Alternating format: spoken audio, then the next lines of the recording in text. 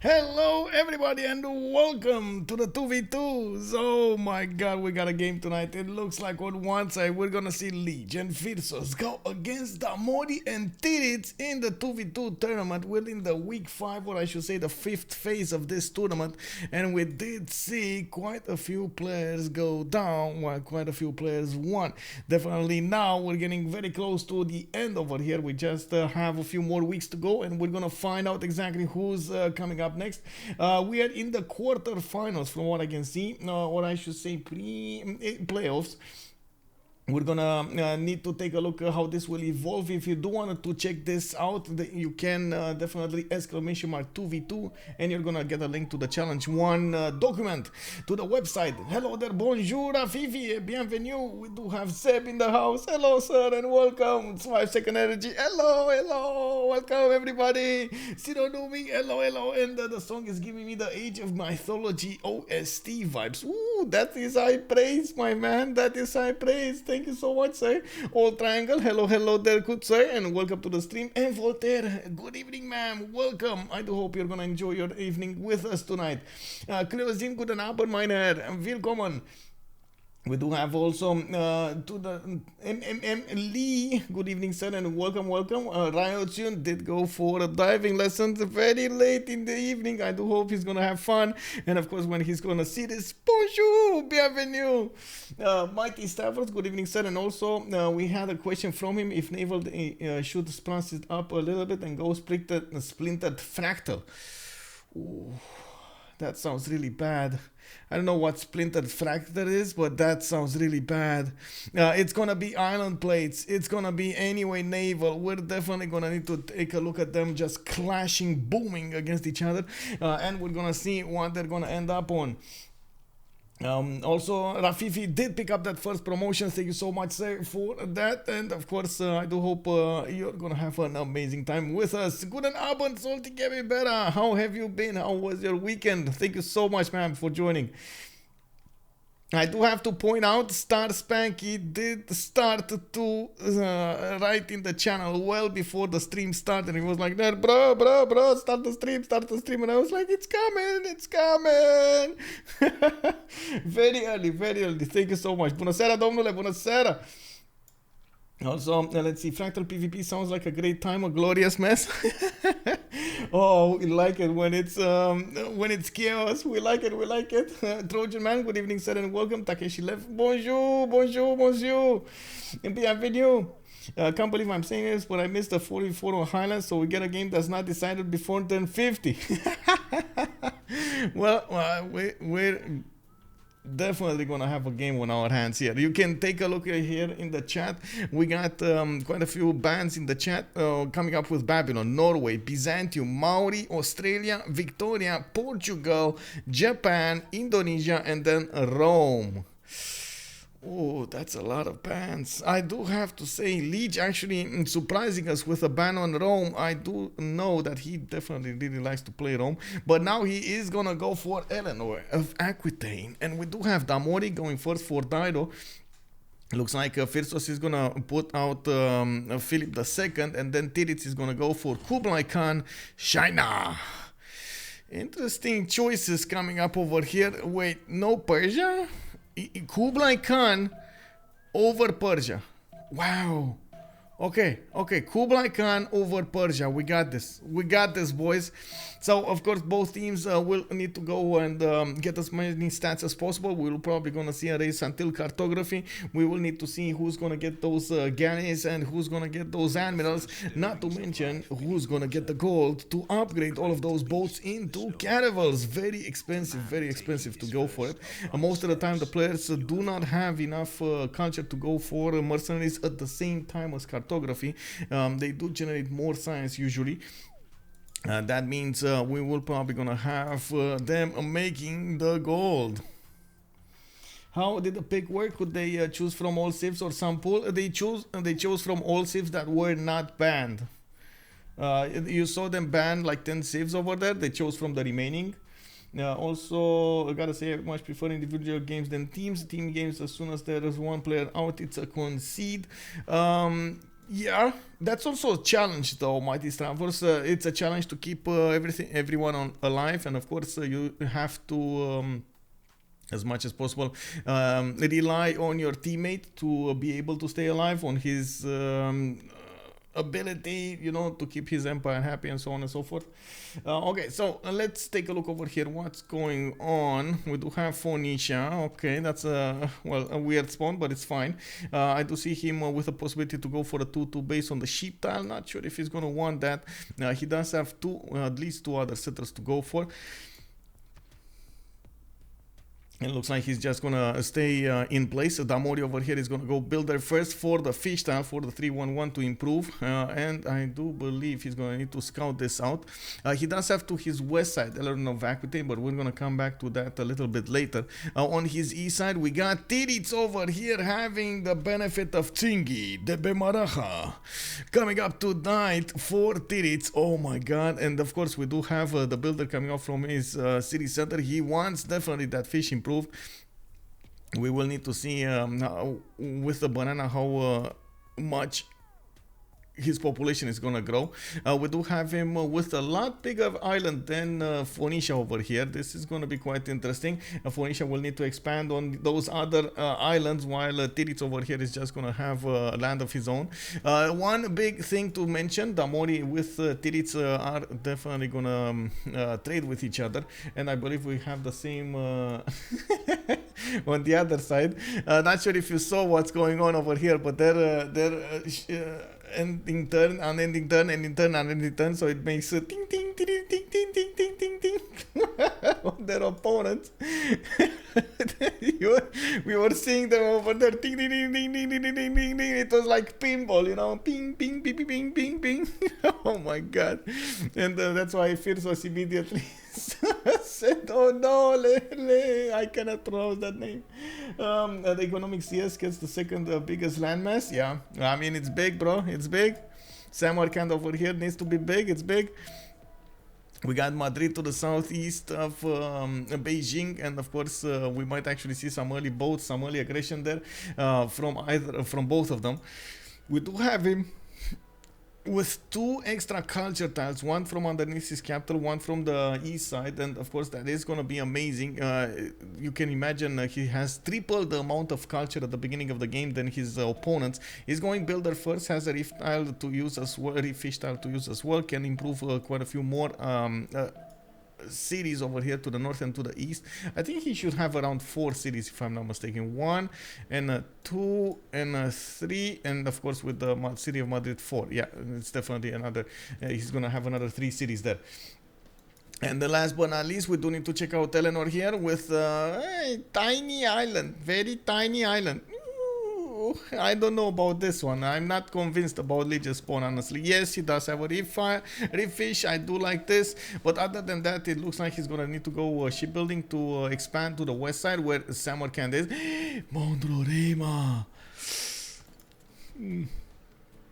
I don't think that's worth actually. Like, okay, sure, it's Mondrorema, but it's so far away. Shipbuilding, by the time you actually get there, it's not gonna give you that many bonuses anymore.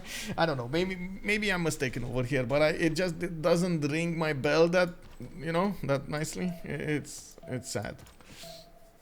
This is a remap. Oh, that's oh my god, I didn't put this up. I didn't put the, should I put it or should we leave it? I guess manage prediction. Let's see. Now, how many remaps? Let's go for 1 minute. Let's go for 1 minute. What do you think, guys? Let's go. Very quickly over here. Let's see what the players will choose. What the viewers. What do you think, Mr. Chat? What do you think of this? Is this gonna be a remap or is this gonna be the map being played? Good evening, The Loon. Good evening, sir, and welcome. We got also is England a remap or just close to 1? I think it's very close to 1. I think also Phoenicia might want the remap here. Doesn't have a lot of land to develop his cities on, and yes, he will need all the islands that he can get. Only 3 cities is gonna be quite a problem. But the good thing is they could ideally trade with each other, and it's a 1-1. Like Beijing will fight Madrid, and then Phoenicia is gonna fight London, England. They're not in that bad of a situation. One of the powerful things is Philip II with Lege over here, as in Phyrsos and Lege do have a lot more culture. That means earlier civics, that means oligarchy much earlier. Their ships are going to be much tougher when they get to their opponents' cities, and that might be an advantage. I think the main reason to limit is they're separated, but they're not separated. Wait, they're not. It's just how the map looks like, but they're actually 2 and 2. There is. I guess you're right. They can't trade with each other, as in England can't really trade with Madrid. They need to use city in between, and I don't think Samarkand is gonna be the one. Yeah, I agree. Wait, England looks like to be a technical. No, he can settle 2 other cities. One here, one here.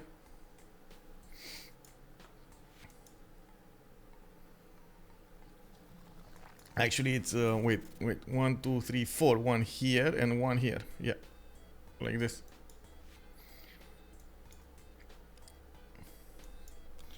Doesn't play to find Pokemon. I wonder what there was before. What was there before? Oh, I see. It's at the beginning of the first round. Because Lege and Phyrsos were not ending their turn, Titiits and Damori were ending and unending, and you know that forces the sound of everybody ended their turn except you. It's that bell that you hear, and of course you can imagine that created some issues there.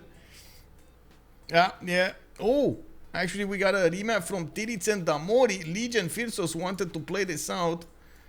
Oh, wait, really? Wow. Okay, that happened.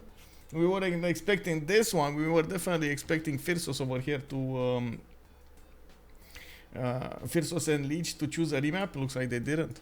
They wanted to play this out, and I believe it's for the extra culture. Madrid, oh my god, that extra culture was amazing. That's the 7th and 2nd city. What's the rule in CivFR for technicals? I don't think you actually have on these maps. I'm not so sure, but I don't think you have how to say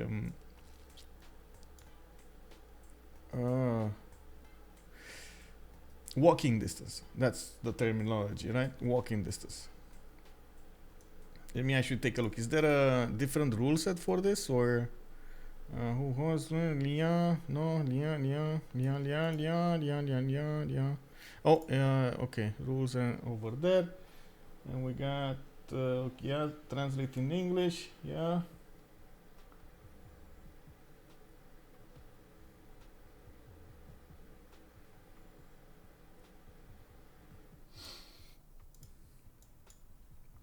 To be fair, on the website it doesn't actually say there's any rule.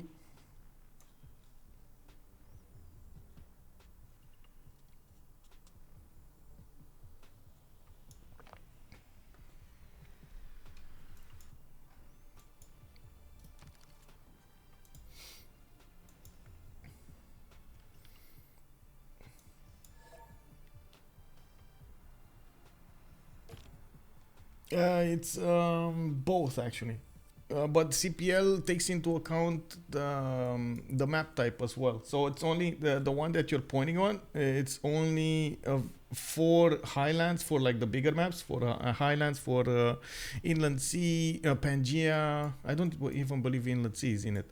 7 Seas, Highlands, and Pangaea. Those are the maps. Yeah, that's an impressive landmass for Damori, and I think he's all alone. Yeah, he is all alone on this island. Oh my god, that's so much land to go and play with. Gobustan is also going to be to his north. He can settle next to the coffee tile. He can work ivory. Oh, that's actually a pretty poggy-woggy Artemis over here if he wants one. Is in a much better spawn than he was the last time. On the west side, we do have Phyrsos coming up with a refish again. Doesn't have his 2-2 base anymore, and he doesn't have that extra culture. Oh, extra culture actually, not 2-2 base. I like his city on the east side, on the citrus. He's gonna get that extra food over there, and by the looks of it, he is gonna have other continents to. Oh my God! He can trade early with England. Cap to cap, other continent trade routes. Oh, this is gonna be so nice. It's a bonus, but in another way. Phyrsos over here is gonna also have a decent amount of land to settle, and somebody must have paid with this. Like, you know, somebody. Oh, I see one. Titiits and England are gonna be on a land. Oh man, this is gonna be quite bad. Titiits over here is well gonna have the opportunity to get some horses towards England, towards Lege, and you do see there's a one-tile choke to the north that can definitely be plugged out. That's not a problem to actually keep away your opponents. The bad thing is that you can't really defend this properly when frigates come out to play, because you can shoot from 2 tiles onto these, onto at least this one, the 1-1, and that will break the defense of that one tile over there, that one unit. Yeah, land war in a 2v2 on island plates. Not to mention on island plates. This is gonna be quite nice. We do have, of course, Damori over here actually. Titiits. Going for a diamond settle, a 2-2-3, and you can actually see he's gonna have some fish tiles, some reefs actually, to increase his adjacency towards his campuses.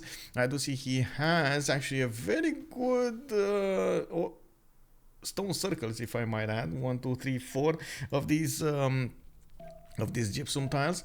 He's also gonna have a marble on the same continent, not bad. More cities to the north, and I'm pretty sure he is gonna try to expand over here to the east side first. The southwest does look like a bit nasty with that desert, but he can go and put a +3 campus if he wants to. Remember, in the 2v2s, it's very important to actually get good penetration voice, a good harbor, early harbor, to actually be competitive when it comes to those admirals, and we will probably gonna see them do quite a few projects, not to mention actually quite chop a few projects out.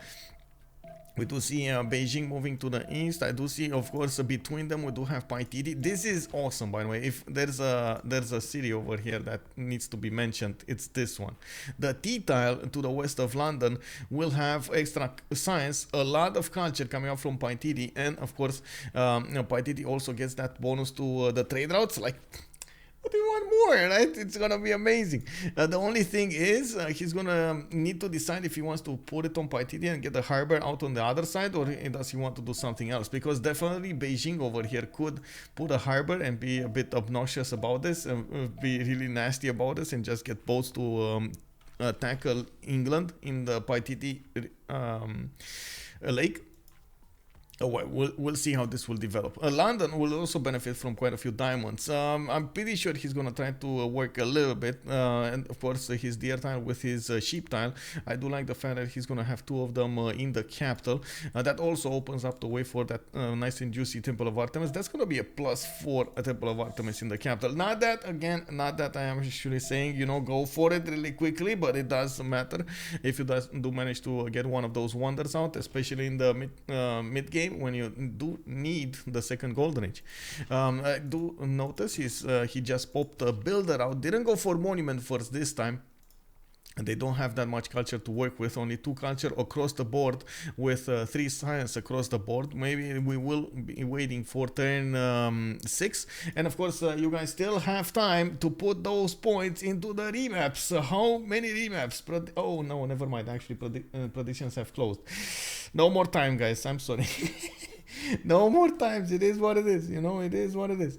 Now you put 86% of you did put into the one option. Looks like 14% into the none, and only 10 points into 2. Somebody's gonna be happy. Who was the one that put into the second remap option? Dang. Yeah. Who got the fishing boat expansion? Wait, somebody got the fishing? Oh no, I don't think anybody actually has faith now. Come on, why you bamboozle me, bro? Oh, Matotipila is also gonna be in the northern side. I don't have to point out, I really like the adjacency of Spain and England. They will probably notice they have such a close proximity to each other. And of course, Titiits with Damori being a little bit further away than ideal. They will need to work a little bit to get those trade routes going, but they also can get the trade routes going. So I believe honestly they will probably keep this map. The only problem is they're not going to know about each other for quite some time here. As in, they're not going to know each other before they're going to need to vote for the remap. The remap is now. The remap is in a few seconds. We're going to see the game paused. We're going to see them actually voting, thinking about it, you know, turning heads over there, and we'll turning wheels, and we'll see what they're going to choose. Well, I guess it is what it is, right? This is it. I'm waiting.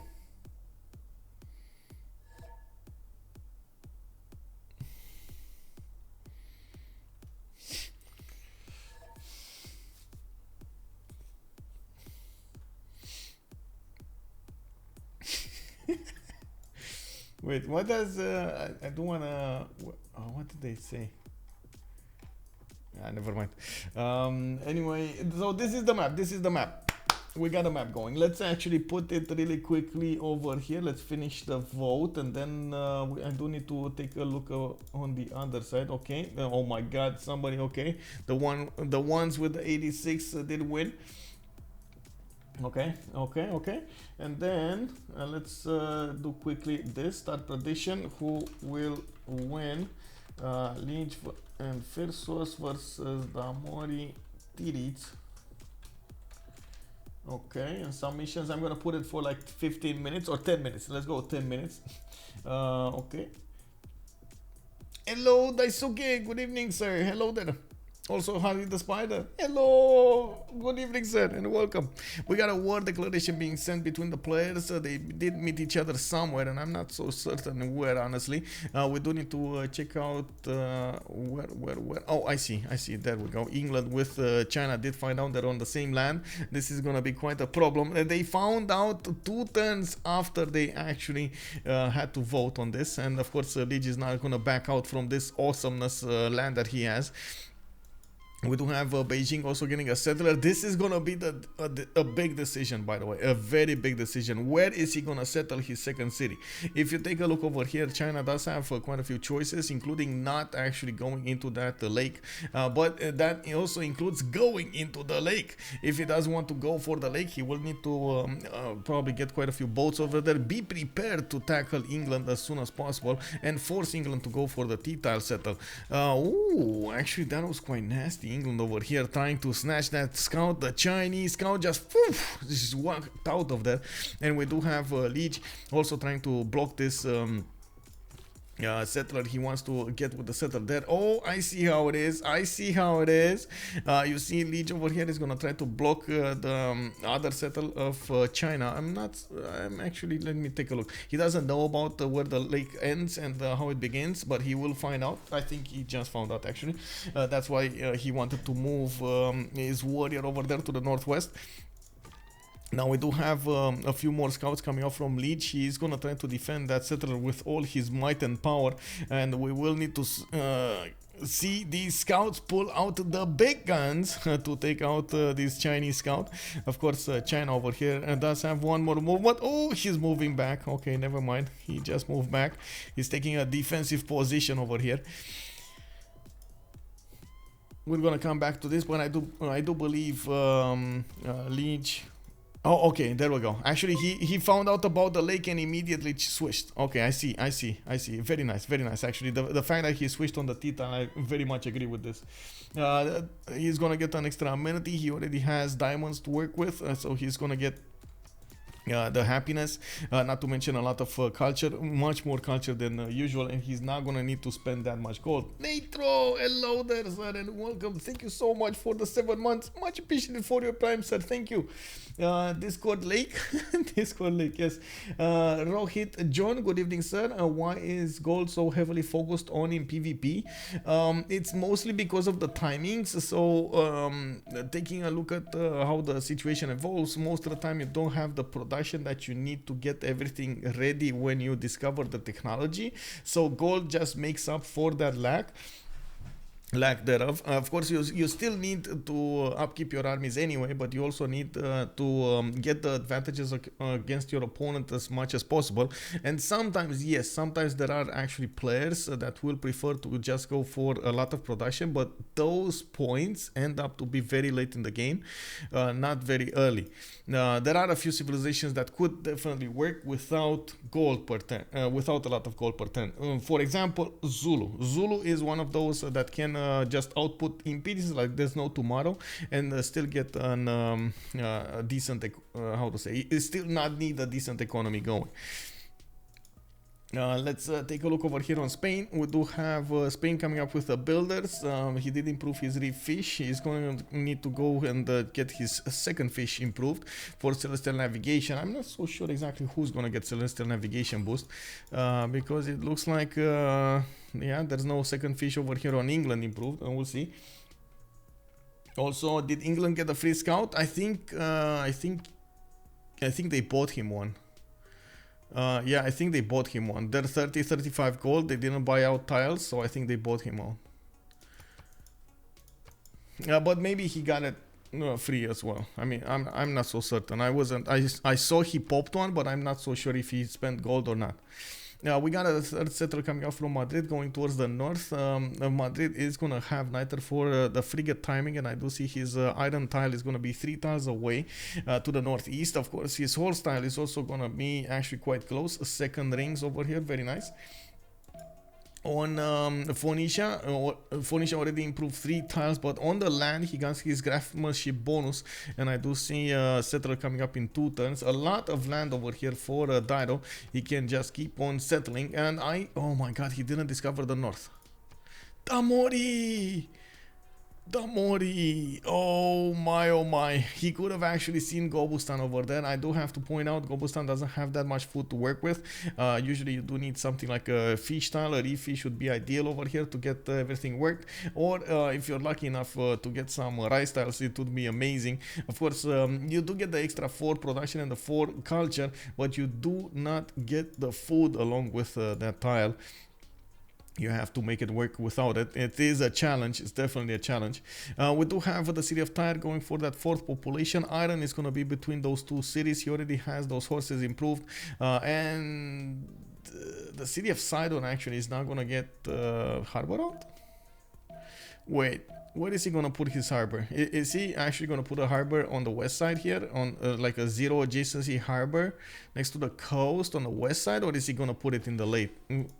You know, you've seen in other games how much city count as production centers matters, especially in these tight games. Like 1 extra city would mean 5 extra boats would turn into more gold, and so on and so forth, which can in turn give you the edge when it comes to trading out boats, the caravel timing. So it's very, very important. Also, to come back to Rohit John, in this particular game, just in this particular game, or in the 2v2's, when you're talking about island plates or archipelago, or I should say boat focused maps, you do have a timing that we call for the caravel timing. So the players will try to get to cartography as fast as possible, and usually they will try to as much balance each other as much as possible, get those boats, work those, try to snatch a few builders, try to snatch a few settlers. Like there's still gonna be some work done when it comes to there we go, we got a pillage going, we got some you know, pokey going on here. We got China putting a city to attack Manchester, so there's still gonna be some aggression, but the majority of the times, like 80% of the times, the games will probably need to go towards cartography And that cartography, there's something that usually happens. The players will get as many galleys as possible, to have them to upgrade into caravels.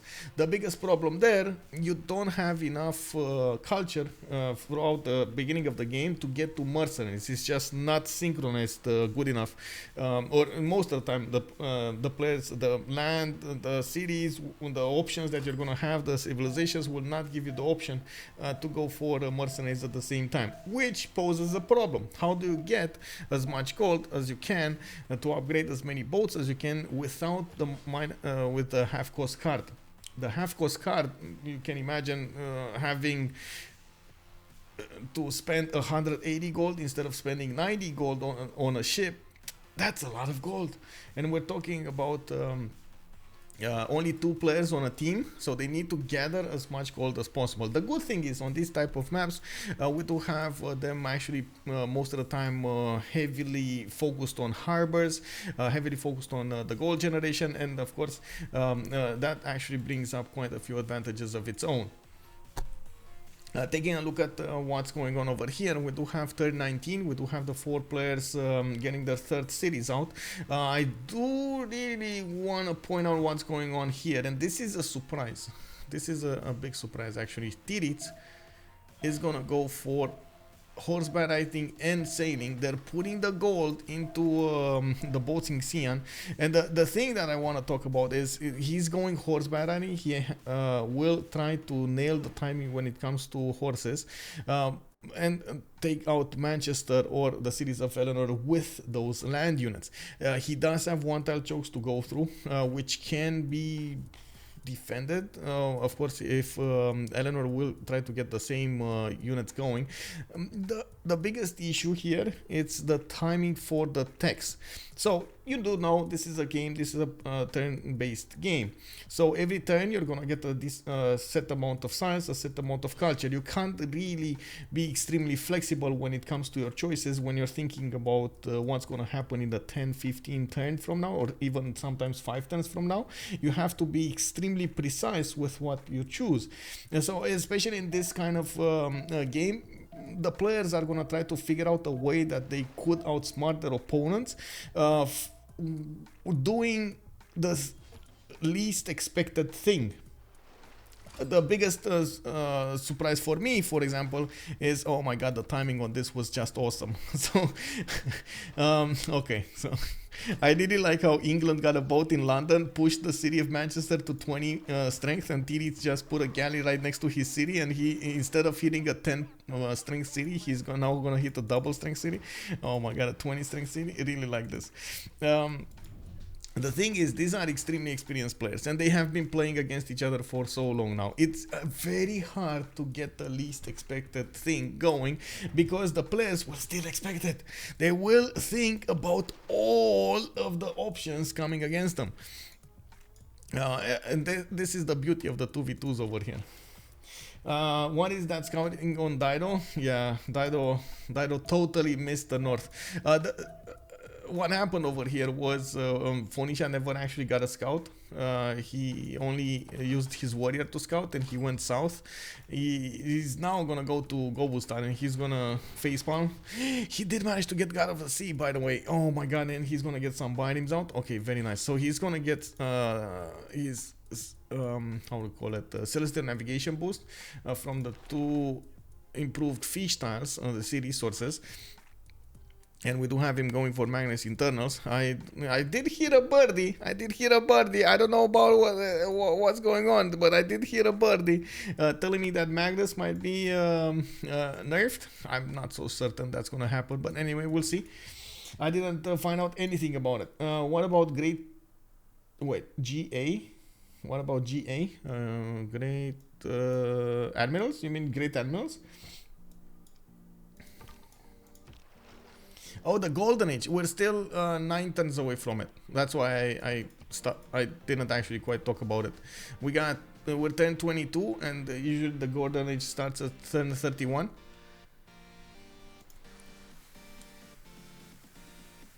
Hello, Monkey Wazaro. Good evening, sir.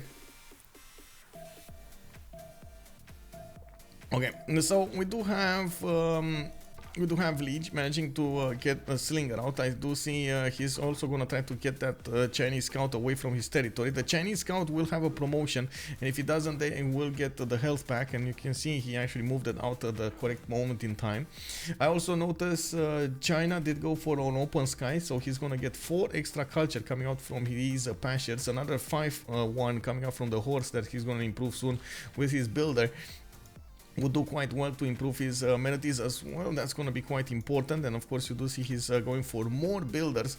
I would assume he's going so builder heavy because he really wants to chop out horses. The biggest stopper here is if a tire, but oh, okay, there we go, he's gonna have horses. So the biggest stopper for him exploding with horses or getting as many horse units out as possible is the amount of horses they have between them.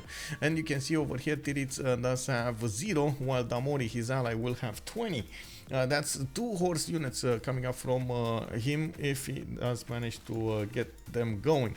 I do believe in the tech side we got 4 turns until horseback riding is gonna be discovered. And you do see nobody else is actually going for horseback riding. I do see Lege going for archery, so maybe he is not that far away from getting horseback riding. He's probably worried about this happening, even though he saw a boat right in his face. He will probably not be worried about Manchester, but he's definitely going to be worried about horses or some classical unit. Magnus internals are super powerful, but nerfing them leads to spawn RNG mattering more. Yeah, you could say that. You could say that. Depends. I think it depends on the nerf, though. Honestly, I think it depends on the nerf. I would.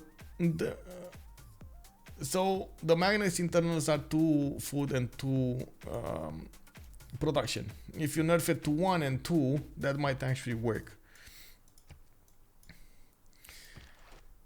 It kind of depends. Again, it depends. Needs to be texted out, needs to be agreed by quite a few players and so on and so forth. But I do believe we have a bit too many Magnus internals now. Everybody's playing Magnus internals. Under the Gun managed to teach everybody to play Magnus internals. Oh, wait a second. God of the Forge coming up for England. Very nice. Lege is gonna try to get as many units out as possible. He's getting 3 builders out from his cities. Plugging in Moksha in the city of London, which will probably mean he's gonna try to go towards free ink. We might actually see him go for some... no, like sorry, I stopped myself there from saying something stupid. I for a second there I was thinking, oh, you know, maybe initiation rights might be a thing here, because you know, God of the Forge, he's gonna need to fight out China. He needs somehow to buy builders out, to buy settlers out. But then I thought, no, like if he goes that way, he's probably never gonna get to cartography, and that will be a mistake. We do have Spain coming up with the harbors. I see Madrid is going to get the 4th settler going, and he could settle another 2 cities to the north. Not very good ones, though. We do have him with a few builders out and about. He is improving his horse style, so he can give those strategic resources to his ally. Phyrsos is starting to generate a decent amount of horses per turn. And I do see he does have quite a few resources to improve. That's actually a lot of resources to improve. So he has 3 amenities on the same continent. That's going to be pearls, that's going to be ivory, and silk. Oh, 4 actually. Look at the coffee tile over here. Very nice. So I mean, sure, I say continent, but it's actually, I'm meaning the island he is on. That's a good amount of amenities that he's going to get to benefit from. On Damori, finally, it looks like he did start to scout out the north over here. Still did not meet, oh my god, Gobustan. No Gobustan, no Gobustanus, and I do believe actually the northeastern settle where his warrior is here, it would have been a much better second city for him than he settled actually the city of Sidon. But, you know, he made a choice. Like, it was...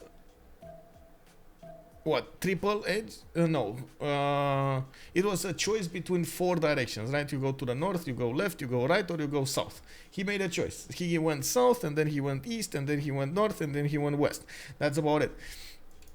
Couldn't manage to get everything going over there. You could argue that maybe spending a bit of gold would have done better, but at the moment it's a mute point. It happened, so we're gonna have to live with it, and I'm pretty sure he knows that he's gonna need to make up for everything that he thinks is lost. We do have him with God of the Sea, which was a very good addition to his empire. He's gonna get the extra production coming up from all of these improved sea resources, and I do see he is going to benefit from turtles to the south as a more than decent amount of land to settle, which kind of begs the question, why is he not building more settlers here? Is he going to try to go for that ancestral hall spamming of cities with Magnus II? And Magnus II is this one, right, with the provision. Settlers trained in the city do not consume a population and gain 1 movement. Oh my god, that's going to be such a fast expand here, but you remember that's only from the Magnus city. That doesn't stop you from working on these others. Of course, on Eleanor, we did have galleys spawning in the city of Manchester. I do see England is gonna get a few archers out, and he definitely doesn't have the strength to go against the Chinese galley. But I do have to point out, if he keeps smacking it, and there we go, that's exactly what he's doing, he might actually take it down low enough to take it over, because with the boats, there is a mechanic that actually is a bit tricky to handle. You have to take into account that when you're outside your territory and you're in, or even you're in your opponent territory, you don't actually get heals off. And there we go. England smashed through that galley of Titiits, and we do see the same thing happening, but on the other side this time. Titiits is gonna have his own galley to defend Xi'an. He does have an archer over there ready to go for. And we do see him actually preferring to go for more settlers rather than anything else. Wait, didn't he have a settler earlier? What happened to that one? Oh my god, that's so much production on that one city of Beijing. 15 production over there compared to London, which is on 10. Oh my god, 50% more production. Ooh, that's good. But of course the culture here is just amazing for both of them. We do have Lege a little bit ahead with Moshe already established in the city of London. He does have Paititi. He does have an incentive, while Beijing, man, I still remember him building a settler. I don't know what happened with it. Maybe he stopped and built a boat. I think that's what happened with it. There are CSs that can be taken, yes. Also, maybe because international traders don't provide food and production with Wisselbanken until the Wisselbanken. Yes, indeed. Kublai trading with CS or teammate. Kublai is trading internally, Xi'an to Beijing.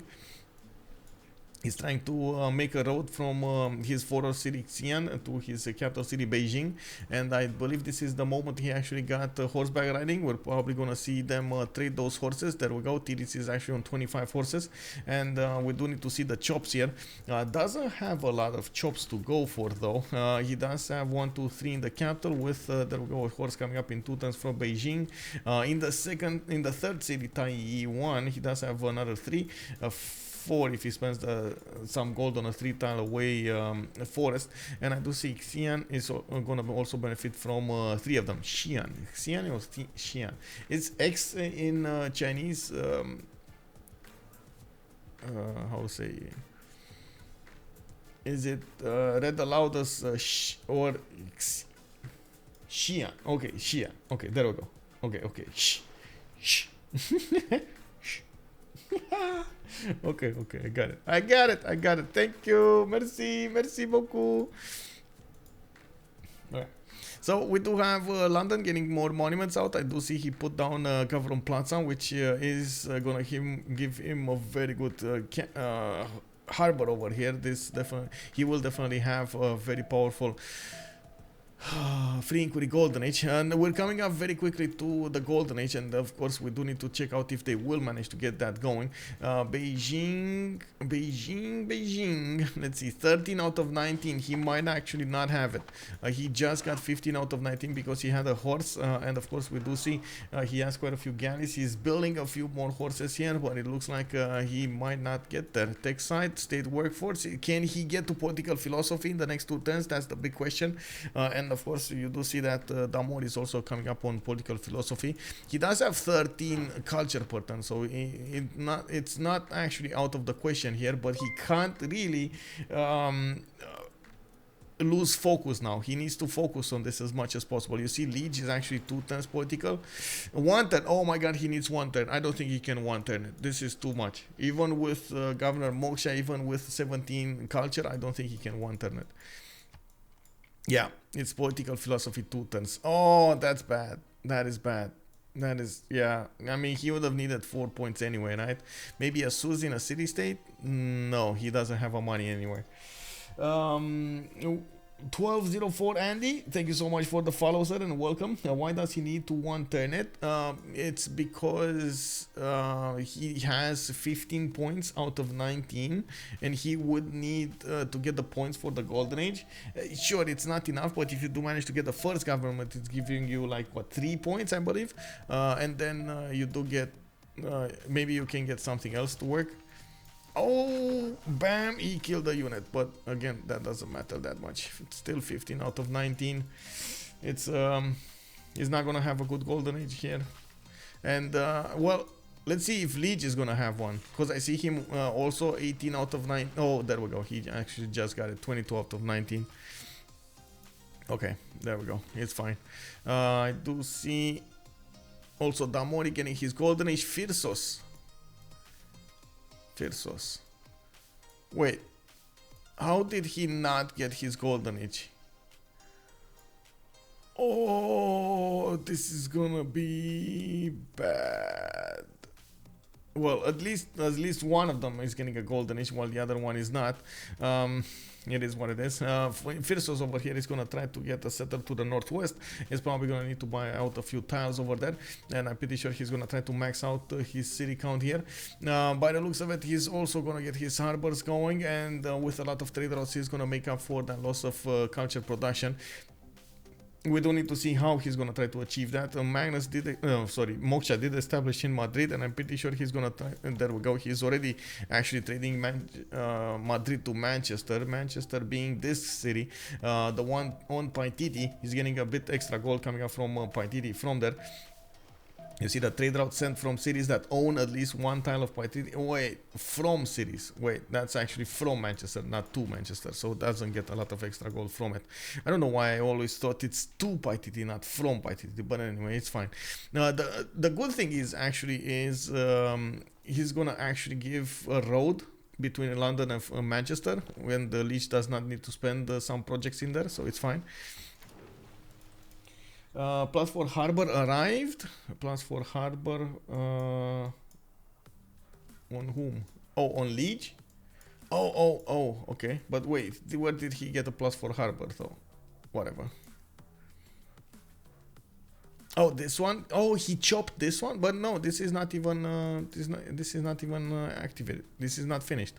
He's building it in 2 turns. No, and whatever.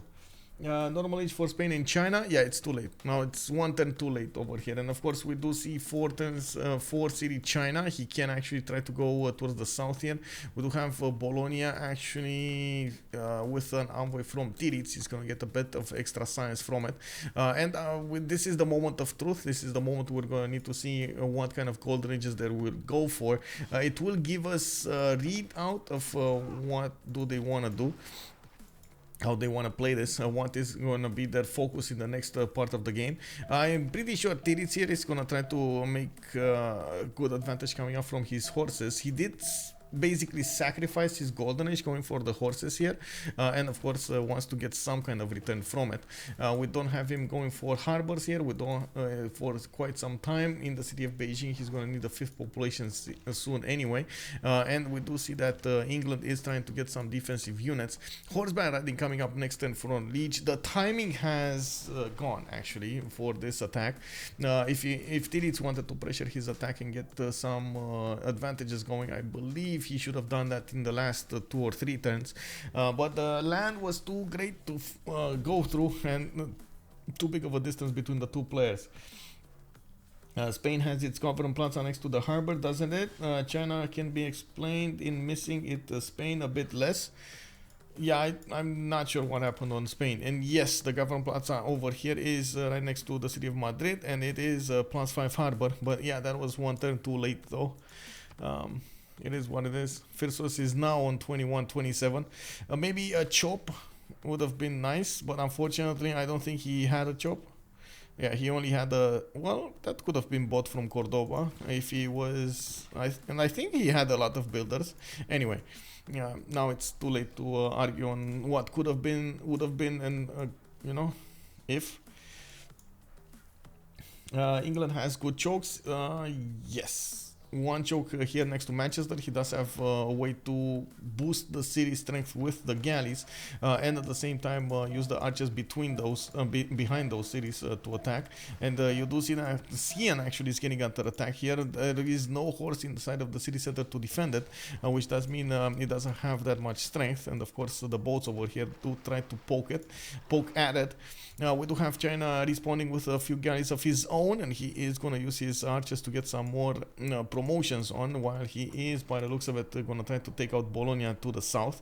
Bologna actually could help him out in his city count. He does have a way out of there from the tundra, and he could get boats from it. Unfortunately, Bologna is just a bad city overall. Like, only fish are going to be there, and I guess he does have a +1 campus. That's about it.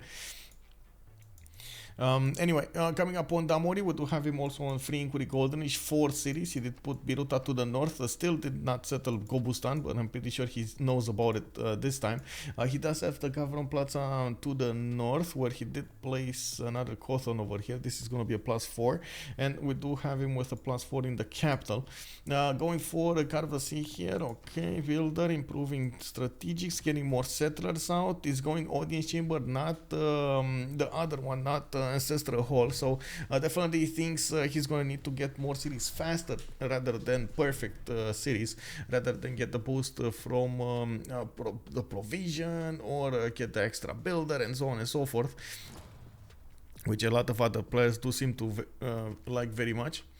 We do need to also take a look at Spain. How many trade routes is he going to benefit from? Looks like he's going to have 4 harbors relatively soon, and he's going for harbor shipping projects. The race has started for the Great Admirals. We do have Phoenicia on 3 Great Admiral points at 10. Spain just boosted himself up to 26 out of 30, and you do see Gaius Duilius is going to be the next one. Is at the moment making 1, 2, 3 points a turn. 3 points of Great Admirals. And these coastal traders, man, these are the bomb. Like, look at the gold generation. Look at the difference in the gold generation between them. This actually happened the last time. Do you guys remember the last time they played? Who did they play? They played somebody. Didn't play. They played Sando Games and somebody.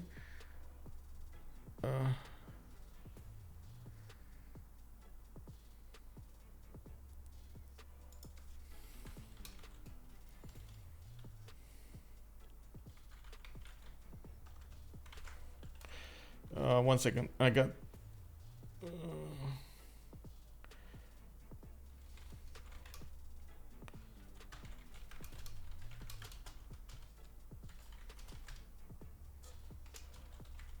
there we go.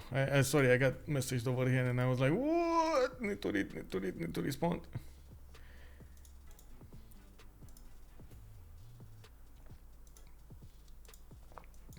I want to see the yields. Damori settled where he could preserve the Gobustan. Please, Damori, just do it. Yes, just do it. Just do it, Damori. Do it. We do have Gobustan over here to the north. Yes, he could settle the cattle tile. I'm pretty sure he should actually settle there. Oh my god, he's gonna actually only get to settle on the silk tile. That's not really a good city to settle. Anyway, it's fine. Looking at the audience chamber coming out from Madrid in 110, I'm pretty sure the majority of the action will be happening here between China and England. China did push back those Bolognian warriors, while Bologna got the defensive stance going. Looks like England did manage to get his horses out, and he is going to get the defenses on Paititi. Going to be quite hard to actually go from it.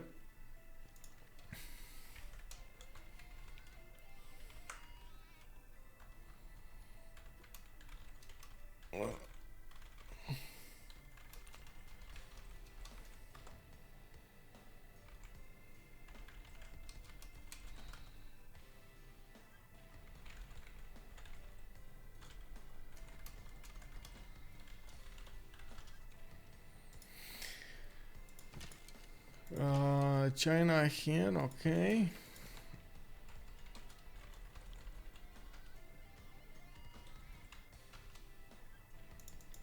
We do have him on 4 cities, and I do see him needing to repair a few of his tiles. One of them did get pillaged. I do also notice he's getting a few more settlers out. Really surprised about the settler move. He doesn't have a lot of choices to go for. Maybe in the north, in the seas, but of course the technology is going to be quite hard to get to. He's on 9 science and 18 culture compared to Lege's 24 and 19. We also have, as you can see over here, Damori on 17 and 12, while he is on 18 gold a turn.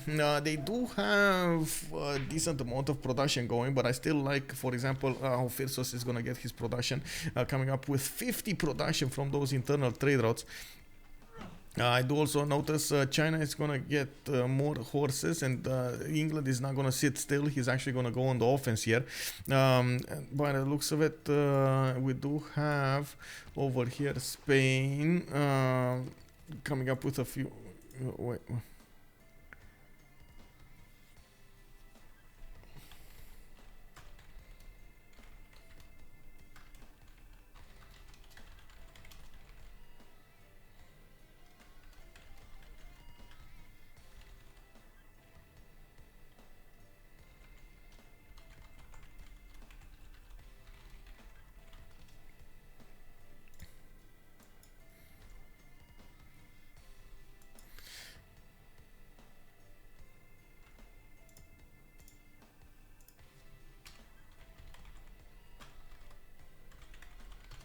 Okay, sorry. Somebody requested feedback from me, and I would really like it's quite important. It's about the spectator mod. I'm talking with the mod that managed to fix the desync issues that we had with the mod, and now he was asking for a few more feedback, for a bit more feedback, and I was trying to look at it. That's why I was writing over that. Also, preserve it. Oh my god, can you imagine if he can preserve Gobustan? That's going to be amazing. I was initially, when I saw the preserve, how to say, word over there, I was thinking of actually, you know what preserve actually means? Preserving. Not preserve was the district. Preserve was the action. And anyway, I do see Biruta getting more Cothans out. He's gonna need to get as much science as culture as possible. I do believe actually Phyrsos is gonna be quite hard to handle, even without his golden age in a normal age. He's gonna have a very strong economy production, not to mention he's gonna get the science coming up from his campuses. This is gonna be quite crazy soon. While Damori here is struggling to get everything up there. We do see Gaius Julius did get recruited by Spain, the first one. The second one is going to be Themistocles. Okay, not a bad one. Phoenicia might actually want to pass that, but since China is not going to have a harbor for some time now, it will need to be careful about it. There's a big issue happening over here, and that we need to talk about, because Titiits sacrificed his early moves for the horses and couldn't actually get what he wanted, get a return on investment against England. He's gonna have an extremely big problem. He already gave up on building up harbors at the beginning of the game, so he also gave up on having a golden age. That also means he's probably not going to get to cartography very soon, which you can see on Lege. We do have him with 25 science and 22 culture. He's definitely going to get a lot of yields going, and he's going to try to get there as soon as he possibly can. If Titiits cannot get Eleanor, cannot keep Eleanor contained, it is gonna be a very sad day when we're gonna see those caravels. So now it's a ticking time clock and like a stopwatch coming up over here for Titiits to push through the defenses of Lege, and I'm pretty sure Lege is aware of that. That's why he actually made horses, stronger land units to handle this upcoming attack. I'm pretty sure also the fact that Lege does have a golden age is also going to give him an advantage, coming up with the science from his harbors and so on and so forth. But we do need to see exactly how is he going to try to use that as an advantage. Is it just going to be straight up caravel rush, or is it going to be something else? Are we going to see him trying to wait, for example, for Spain to come in and you allow Spain to take over Chinese cities. How is this going to be played out? Spain will definitely have a problem with Phoenicia, and that's another thing that we're gonna have to take into account here. Phoenicia is also trying to go for those admirals, and Phyrsos over here on the west side is gonna be a pain in his neck all of the game. While Damori does have a very big island to go for, I'm not so convinced he has the timing that he needs to actually get all of those cities and develop them, because it's one thing to actually have 10 cities, it's totally a different thing to have them developed, like get the harbors in, get campuses going, and so on and so forth. You might, because you actually went so wide, you might not have time to develop your big cities in the middle with all of the necessary things, like even getting libraries, universities maybe sometimes, and so on, which might matter quite a bit at that particular point in time.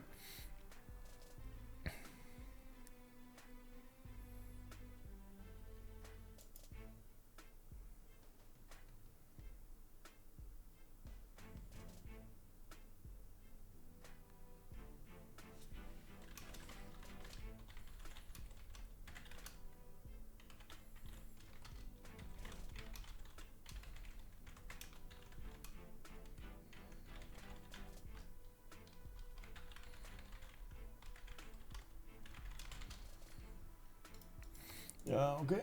Why do you think I don't put the harbor in the, let's see, don't put the harbor in the lake? Oh, that's a very good question. I don't know. I pointed this out when we had this opening, when he put the first city here. I'm very, very surprised about this. I was hoping he's actually going to put it to the west. The only reason I can think of him putting the cotton in the lake is because of this, the extra gold and the science, the 3 science and the extra gold that he's going to get there. But the fact that he's not actually going to get to use that city as a production center for his other, other things, it will probably hurt him.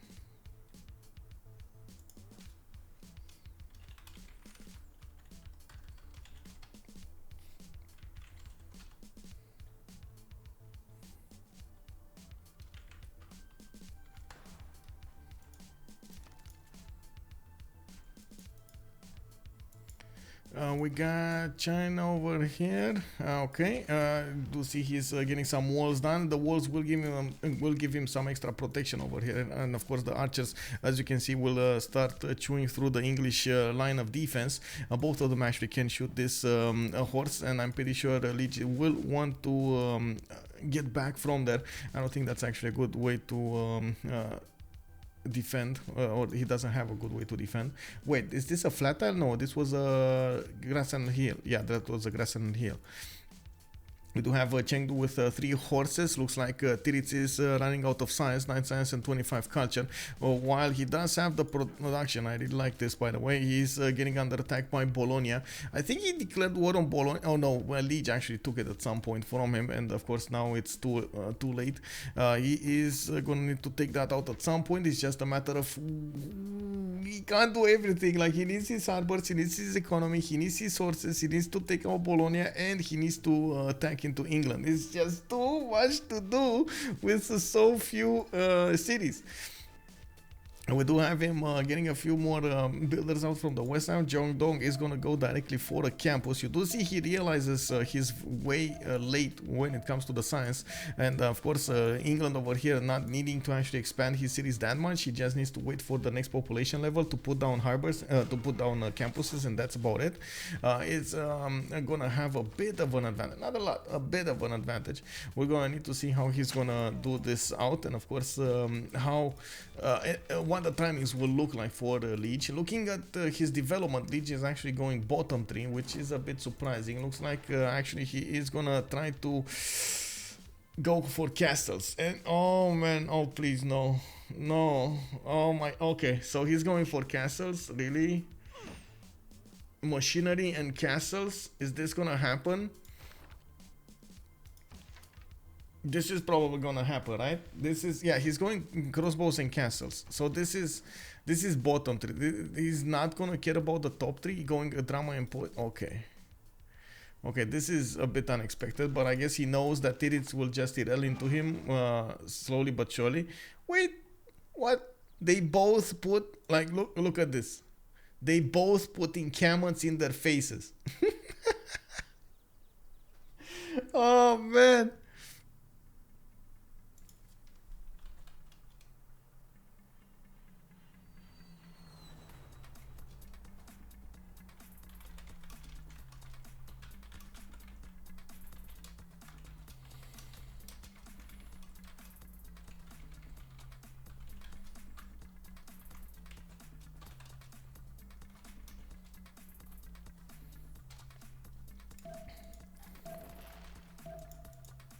Okay, that district is never getting built. I don't know, man. But this is very surprising. I was thinking he's gonna try to go for something like a campus over here in Manchester to get more strength. Like you can imagine having caravel strength cities is gonna totally erode the horses. That's not, you know, is not never gonna get those going, and never gonna take a city with those with that strength going. So I was thinking maybe, okay, sure, he has enough units to defend the China. China doesn't have a lot of science. Maybe he just wants to go all in. But I think the biggest issue over here, they're not gonna have enough coal to upgrade everything, and I'm certain that Spain over here will need to be the one that they're gonna need to focus on. If you can imagine, Phyrsos actually has more science than Lege at the moment with 5 cities, and of course you do see he's on 24 culture as well. Has 83 gold per turn, and he's going for 2 more traders that did not start yet. We're gonna need to see when he's gonna send them towards the English cities, and of course how is he gonna try to use that gold. I'm pretty sure we're gonna talk about caravels relatively soon over here, and the biggest issue here for Spain is he's gonna need a very big fleet to handle Phoenicia. On the other side, of course, Damori coming up with 35 science and 30 culture. He's getting his lighthouses, he's even getting commercials out, and this oh my god, look how much he realizes that he's gonna need the gold. Every little bit of gold and science that he can get his hands on, he's gonna do it. Not to mention he's gonna get an extra era score point coming up from that city, from that building a commercial, I mean, and we do see him managing to get 2-4 cities out. More of these campuses coming in from Carthage. I see another +2 here, and Biruta could get another +2 here. Okay. Actually, he could get it next to the south over here. Maybe it's gonna be better that way, to the south.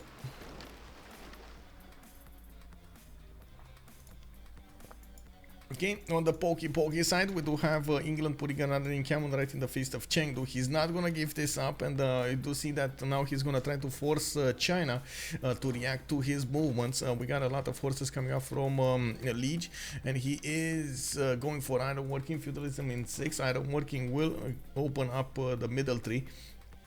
Actually open up castles, not that's what I meant, open up castles. We do see construction also is gonna be needed. I don't know if he has construction yet, but with his 29 science he's gonna be much faster on it than Titiits is, definitely. Jiao Dong finally getting the campus in 11, Taiwan getting a harbor in 2. Titiits over here did manage to get 28 culture with Moksha. I see Pingala establishing Taiwan for the extra science, and he's getting a bit of gold coming up from these walls, not a lot, just 2 gold. The thing is, he is getting breached to the south. Neither of them actually have a general. They are finishing up those encampments, and I do see England is gonna try to push in with 4 horses against the 3 horses of China. He also is gonna get another fifth one coming up from the east, and has an archer going. With the archer, I think he has enough strength to actually take over this army. There might be a 1 horse trade out, but it's definitely a fair price.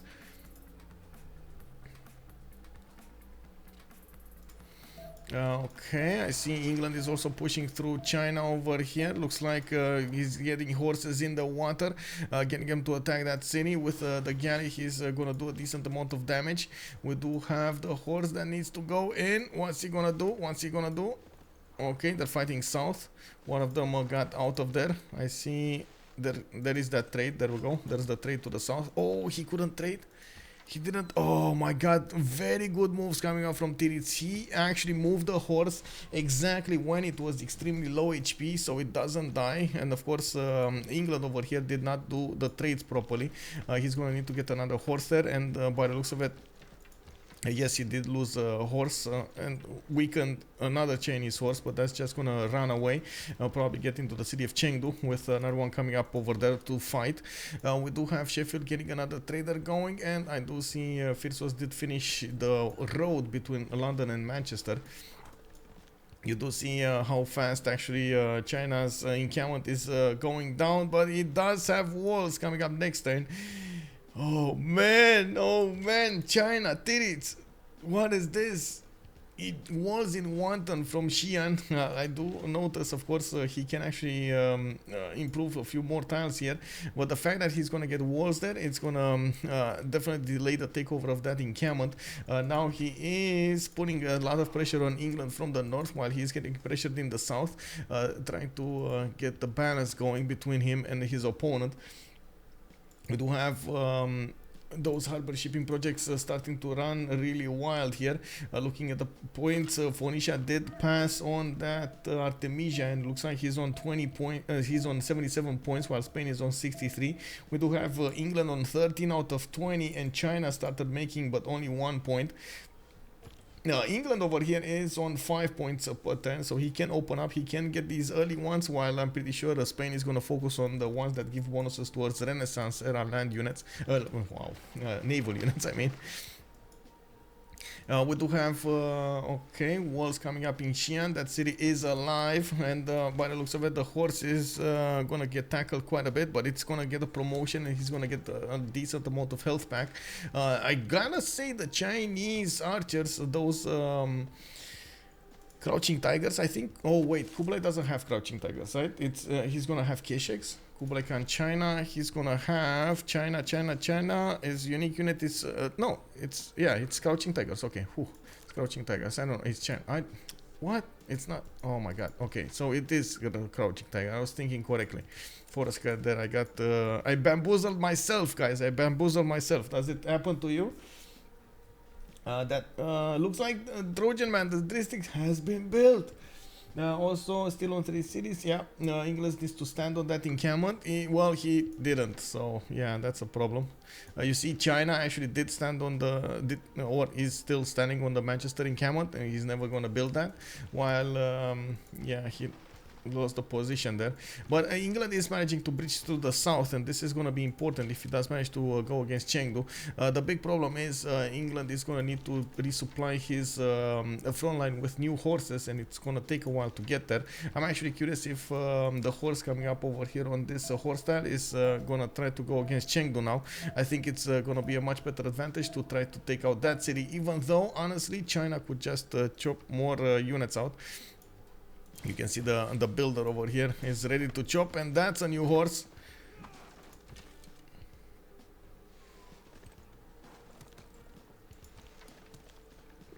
Ooh, went for the trade, but it didn't work out. The first moves from Lege was to the south, and of course you did see his horse that was relatively high in HP on that horse style got shot by quite a few archers here. Unfortunately, that is quite low, but now he's gonna get mirrored over here. A scout is gonna try to hunt it down. Doesn't have enough strength to take out the horse over here. It actually dies if it attacks into the horse, so we might see some pillages. But no, Beijing is gonna train a new one. In the tank side, we do have Phyrsos going for buttress in Wanton. Oh my god, he defocused.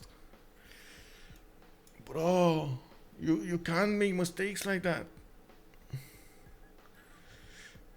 Oh my god, I remember Lege and Phyrsos did fight against Demonar, right? Demonar? I think Demonar. Also, Gathy Anthony, good evening, sir. Hello there. I love the 2v2 cast, completely different strategy. Yes, that's so cool. England just needs to send that horse in the back for some pillages. He's doing exactly that. Yeah, if he can get that going, though. You see the Beijing actually switching to a harbor. No. Okay, so why did I say they focused a little bit? And I do want to ask about.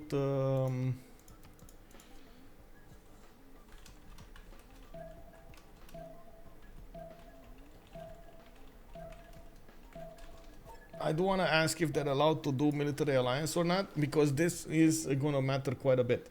If they're not allowed to do military alliance, it most of the time doesn't really. Okay.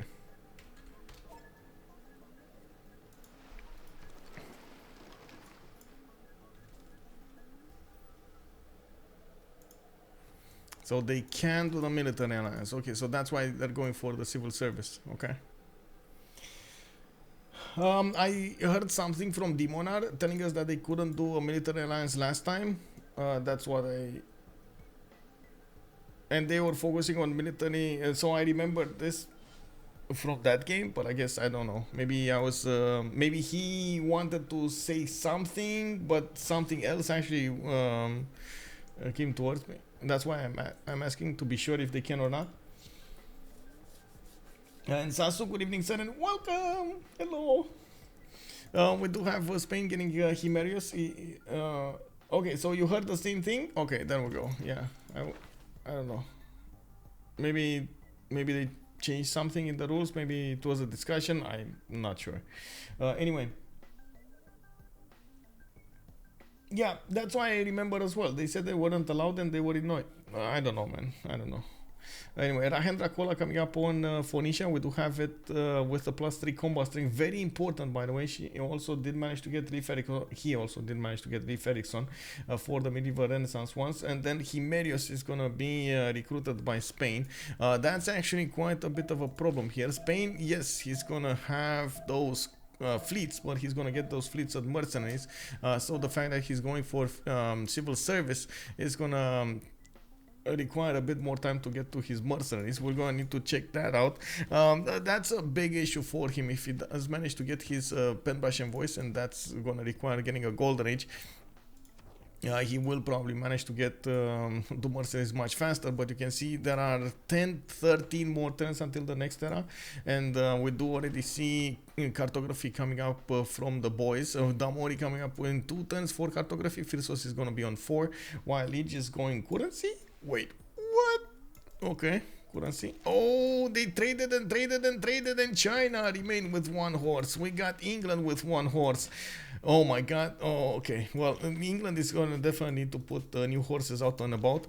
And we do see he's going to need to repair a few of his archers here, promote them to get the faster things going. The good thing is Manchester does have a quadrim to keep on attacking on that encampment, and you do see it actually manages to do very good damage against it. 37 against the encampment, 37, and this does have the bombardment promotion, and it does deal more than enough damage to tackle the city. We don't have Chinese units strong enough to attack back onto the quadrim, and neither do we have that many units coming up from England to take that after it's going to be down. At least we do have England managing to recruit through truck. That's going to give him a definite advantage. China is 3 great general points a turn. He did put down his own encampment over there, and now he has been working on the card. He just needs to click on the button and recruit the general. There we go. Shunzu, let's go. Where is he going to put it? To the south. Wait, no. But there's only 1 horse there, and that's really banged up. Oh man, bro, what is he gonna do? Is he gonna fight with Shunzu? Yeah, he's gonna Shunzu that ass. Okay, I see how it is. You know, we do have Titiits coming up over here from the north of Manchester, trying to get some positioning against the English defense.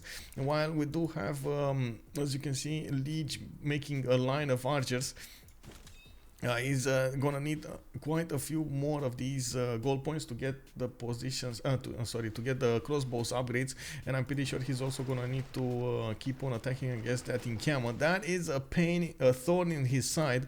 He's gonna need to get the horse in there, and he did position it in such a way that he can attack it. He has 5 movement on the horse, can go through 2 hills and then smack that encampment city. Ding, ding, ding, ding. That's gonna be like a pinball. We do also need to check out the fleets coming up from both sides. Of course, the eels, the gold. Can you imagine? Oh my god, look at the gold of Phyrsos. Bro, He's almost making double his opponents. Just him. He's almost making double his opponent's gold combined. What is this? 152 gold per turn coming up from Phyrsos' Spain. We do have him with 84 production. I do have to mention Damori is also 86. He did manage to get a decent amount of tiles improved, and you do see he's going for his Diplo quarter. He is still benefiting from quite a few chops, but he doesn't have a running navy. I guess. Oh, I didn't see these. 1, 2, 3, 4, 5. Wait.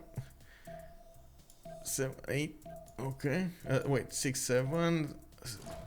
8, 9, 10, 11. He has the boats, but they're far away from his lands. What is he doing?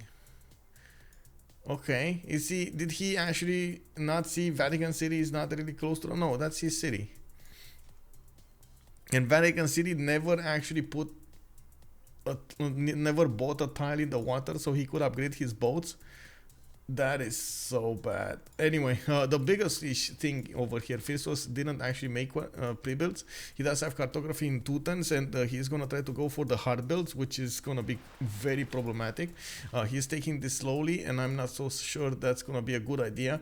We do have them definitely making a lot of gold here, and of course they will need as much gold as possible, but if you do take a look over here, Phoenicia's navy is basically stopped over here by the city of Vaticans. That it doesn't have a tile to improve in. He would have gotten the improvements going, but he like the upgrades into caravels, but he can't. Yes, Anthony, he wants to upgrade from Vatican, but they don't have. Yeah, I know, right? So bad. He can put envoys in Vatican City, and so it grows and gets coastal city.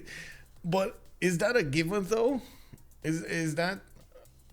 I'm not so sure that's gonna happen. Like it's random, right? It's random where the tiles are being bought by Vatican, by the city center. Spain does not see the boats. He did see the boats, and this is the biggest issue though. Phyrsos now will need to get his own boats going, because otherwise he's gonna get a lot of his harbors demolished over here. Oh!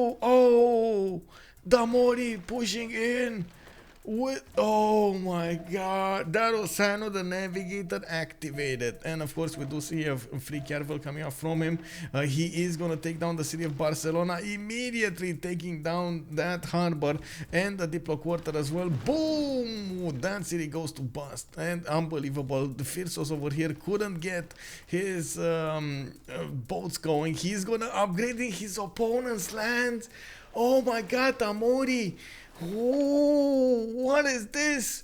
Unbelievable. Damori coming up with the takeover on the city of Barcelona. Gonna keep it there, and of course gonna, as you can see, gonna use his opponent to take over his cities. Unbelievable. Amazing. We do have on the other side Lege managing to push through the defenses of Xi'an's encampment, and I do see him powering through the next tiles to the north. He does have crossbows being upgraded here to the east side, and he could try to go against Chengdu next. That's gonna have Governor Victor inside of it, but all of the tiles have been chopped. There's not a lot of production left on that city to actually use, and of course you do see only 5 points there. The Great General is to the north here, and I do see England is going to benefit from quite a few archers to upgrade into, could upgrade with. The biggest issue here is his ally, the gold maker, the ground shaker. Phyrsos is going down. He still builds settlers, bro. I guess he's gonna get a galley in that city. He's so certain he's gonna survive. Oh, unbelievable. He's sure he's gonna survive. Look at him. He's not phased of this. Well, to be fair to him, he can't really get another galley going anyway, because you know they locked him. That's gonna be so much gold coming out from the harbors. Whoa.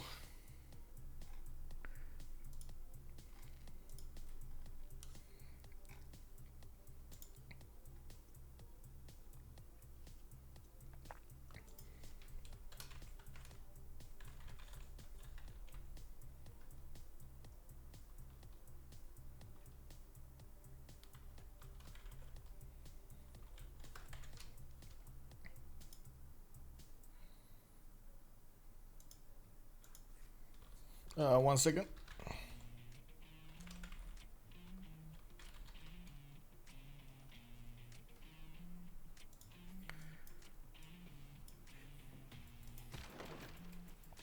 Okay, so we do have Phoenicia coming up against Cordoba, and of course you do see the Barims have started to pillage.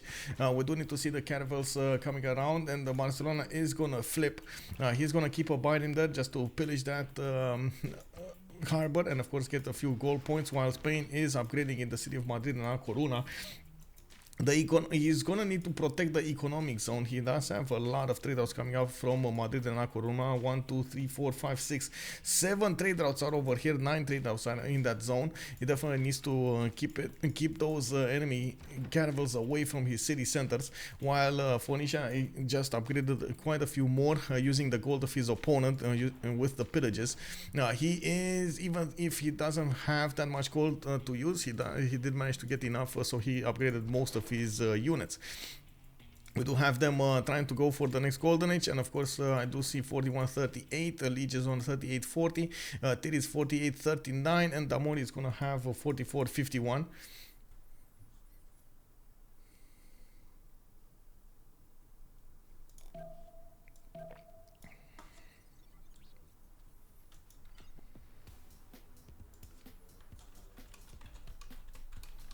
One second, I wanna volunteer for a game tomorrow.